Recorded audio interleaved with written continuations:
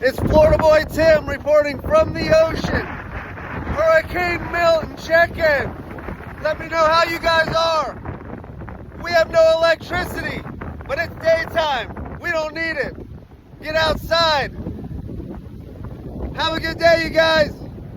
Right now, high tide is in 3 hours. I wonder how it's gonna look. Oh yeah. These are some strong waves. Here comes another one.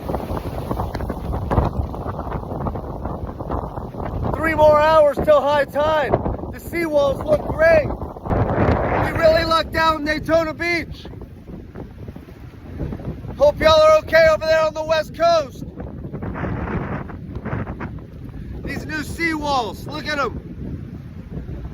Great job, you guys.